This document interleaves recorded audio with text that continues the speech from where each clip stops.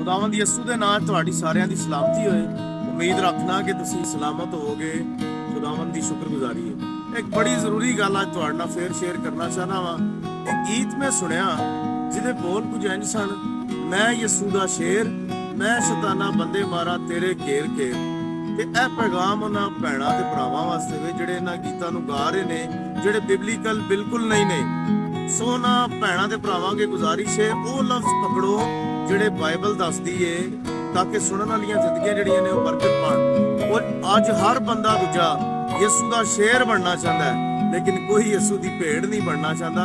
ये तालीम ही नहीं है कि यसू ने कहा तू मेरा शेर है, यसू मसीह ने कहा तू मेरी भेड़ है। सो भेड़ बनो, शेर ना बनो।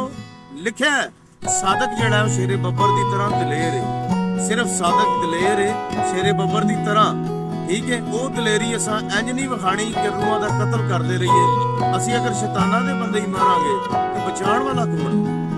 सो भेड़ बनो, चरवाहे को रवो, सीखो, फिर लिखो, फिर गाओ।